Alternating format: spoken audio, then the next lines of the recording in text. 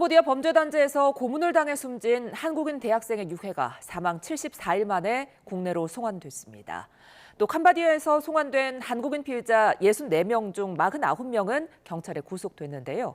캄보디아 수사 상황 등 관련 내용 이웅혁 건국대 경찰학과 교수와 함께 짚어봅니다. 안녕하십니까? 안녕하십니까? 자, 대학생의 유해 국내에 이제 도착이 됐습니다. 경찰이 정확한 사인 규명을 위해서 약물 검사 등을 추가로 조사한다는데 이 검사들은 어떻게 진행되는 겁니까?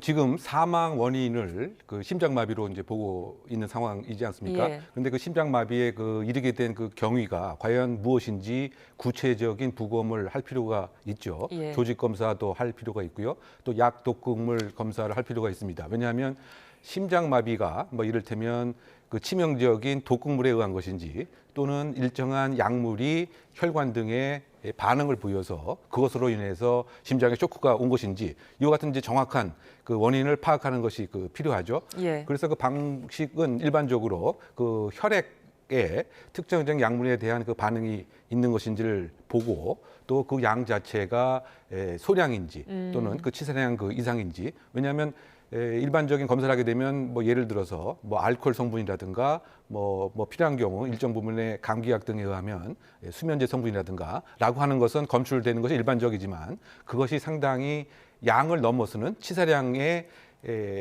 밀도가 보인다라고 한다면 이것은 이른바 그 독극물에 의한 사망의 가능성이 크다. 그래서 심장마비에 연결되었다. 이런 판정도 할 수가 있는 것이고요. 예. 그래서 결국은 이와 같은 이제 그 혈액 검사 또 밀도에 대한 측정 등을 통해서 약독극물 검사가 이루어지게 되는 상황인 것이죠. 일단 어제 부검에서 시신 훼손은 없었다고 하는데 그래도 이제 그 발견 당시에 혈흔을 확인했다고 하잖아요. 그렇다면은 이를 바탕으로 구타가 있었다 이렇게 추측을 해보는 게 맞을까요? 네, 일단은 그 이야기는 뭐냐? 예. 이 사망한 장소가 바로 그 장소였다.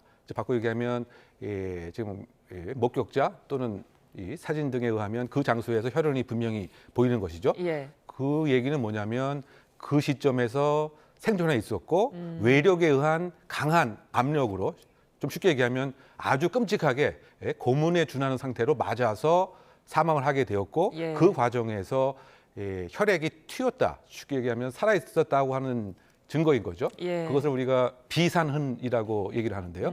사망한 경우에는 이러한 그 반응 자체가 이제 없기 때문에 그러면 그 비산흔의 그 각도 또 만약 비산흔이 아니고 그냥 낙하흔 그냥 떨어지는 혈흔이었다고 한다면 사실상은 그 근처에서 사망을 하고 이 장소로 옮겨서 거기에서 혈액이 이렇게 떨어졌을 가능성이 있는데요. 어쨌든 지금 진술과 아마 현장 사진 등에 의하면 혈액이 옆으로 이제 튀는 그 비산흔이었기 때문에 그러면 그것은 결국은 그 장소가 바로 사망이라고 하는 살인의 범행 발생 장소다라고 하는 이제 과학적 증거가 되겠죠. 예. 자, 타지에서 너무나 끔찍한 일인데 문제는 캄보디아에서 발생하는 우리 국민 변사 사건이 계속 증가하고 있다고요? 네, 그렇습니다. 특히 이제 우리가 주목을 해야 될 연도는 2023년, 2024년 이 현재에 이르는 이 시점이죠. 예. 왜냐하면 그 시점을 기점으로 해서 이른바 그 실종 건수 자체도 폭증을 하지 않았습니까? 예. 이를테면 실종 그 사건 신고 건수가 제 기억에 의하면 22년도에는 17건, 23년도에는 230건, 예. 그다음에 330건까지 이렇게 되는 것에 비례해서 왜 변사 사건이 증가하느냐 예. 상당히 조금 의심스러운 대목으로 볼 수밖에 없죠. 예. 그 변사 사건 그 수는 2023년도에 이를테면 한 11건에서 그 전에 11건에서 22건 이상으로 폭증을 2배 이상 폭증을 한 예. 것이고 9월 달 현재 17건이라고 본다면 그런데 그 변사라고 하는 그 개념 자체는 병으로 인해서 사망한 것도 아니고 또 어떻게 본다면은 살인이나 기타 범죄의 가능성도 사실은 좀 불분명하고 그래서 우리가 이것을 좀 애매하다라고 하는 측면에서 변사 사건이라고 얘기를 하는데 예. 사실 이것은 수사의 관심과 수사의 역량하고 사실 연동되어 있는 문제인 것이죠.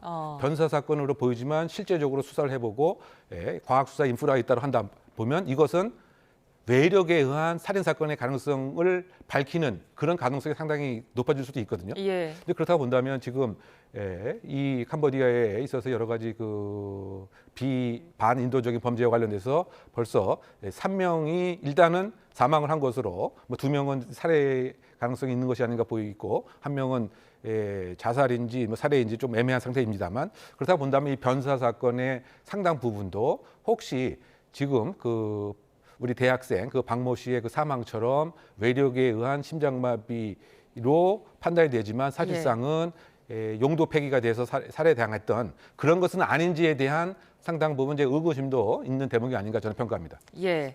자, 이런 상황 속에서 캄보디아에서 송환된 피해자 64명 가운데 49명이 경찰에 구속이 됐는데요.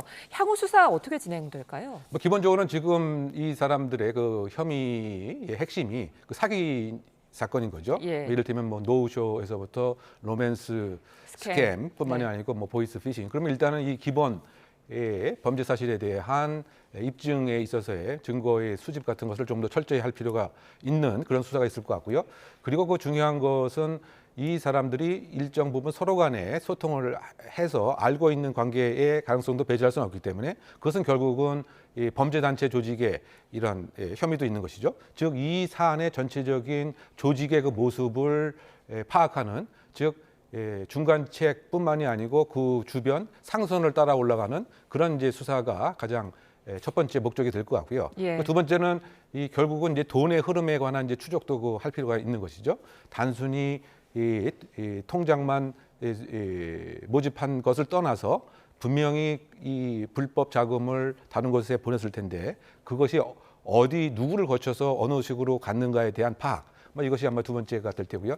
세 번째는 사실상 우리가 이 60몇 명 이외에 지금 범죄 공장에서 감금되어 있는 우리 그 국민들을 어떤 식으로든 빨리 구출해 오는 것이 필요하니까 예. 그렇다 본다면 그 현장에서 현황, 즉 어떠한 사람이 어떤 역할을 했고 그다음에 그 고문에 관한 실태는 어떻게 돼 있고 그 내부 구조는 어떻게 돼 있고 이와 같은 이제 정보를 그 파악을 해야 우리가 필요한 경우에 캄보디아 정부에 아주 구체적이고 직접적인 촉구와 요구를 할 수도 있기 때문에 그것과 관련된 정보 수집의 퍼즐에 있어서의 그 맞춤 뭐 이것도 중요한 수사의 목적이 되지 않을까 생각합니다. 그런데 이번에 이제 송환한 사람 중 이제 대다수가 스스로 범행에 가담한 사실이 알려지면서 좀 비난 여론도 있는데 그럼에도 불구하고 이들을 우리나라로 데려올 수밖에 없는 이유를 좀 설명을 해주실까요? 기본적으로는 그 범죄 그 피해자가 지금 우리 국민인 것이죠. 상당히 안타까운 장면이긴 합니다만 예. 우리 청년들이 우리 말을 사용해서 우리 국민들을 대상으로 해서 각종 사기 범죄를 저질렀다. 예. 즉 범죄 그 피해자가 우리 국민이고 예. 범죄 가해자 역시 이제 우리 국민인 것이다 보니까 예.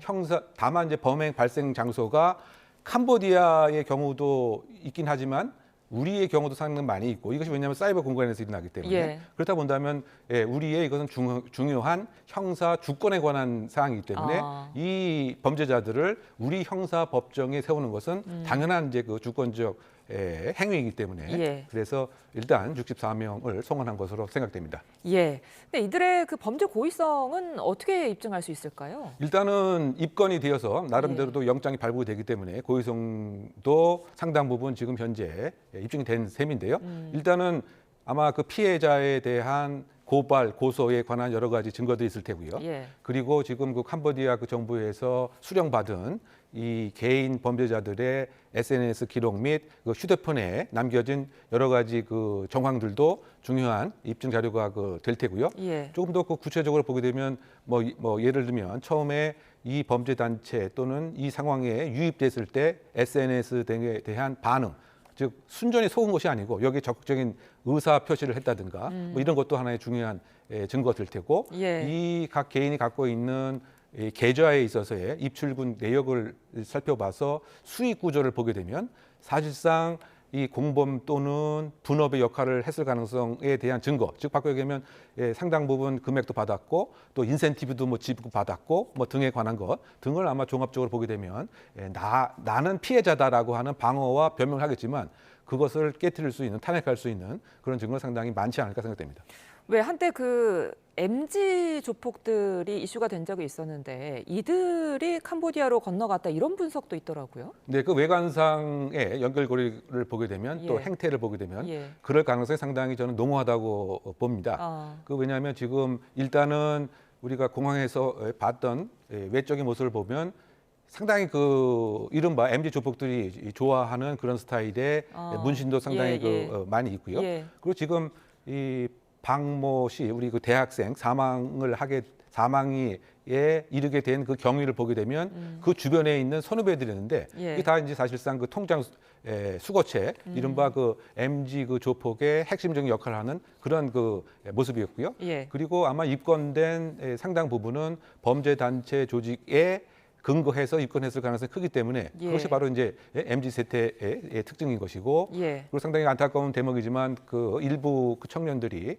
한탕주의 이른바 그 로또 같은 생각을 갖고서 또 외향적으로 현실적인 욕구가 있고 그거 같은 것이 아울러졌을 때 소위 말해서 상대방 우리 국민이라 하더라도 그냥 물건으로 생각해서 돈을 강취하는 약취하는 뭐 이런 형태가 요즘에 상당히 안타까운 그 MZ 세대의 조폭의 특징인데 예. 그렇게 됐을 가능성도 있고 어떻게 본다면 국내에서의 그 단속이 그 심하고 이른바 그 캄보디아에서는 범죄의 토양이 상당히 비옥한 것을 활용하려고 하는 이런 측면에서 과거에는 주로 필리핀으로 이른바 그 이동을 했다고 한다면 지금은 캄보디아로 바뀐 그런 장소의 이전의 모습이 그 MG 조폭에 의해서 진행되고 있다라고 생각할 가능성이 크다고 보입니다. 예, 상황이 여러모로 심각한 상황인데 일부 유튜버나 BJ 같은 인터넷 방송인들이 이런 상황 속에서 뭐 조회수라든지 후원금 같은 거를 위해서 캄보디아에서 방송을 예고하면서 논란이 되고 있거든요. 처벌할 수 있는 겁니까? 네, 상당히 뭐 어이없고 상당히 그 비난 가능성이 높은 행위라고 보이는데요. 예. 뭐 처벌과 관련돼서는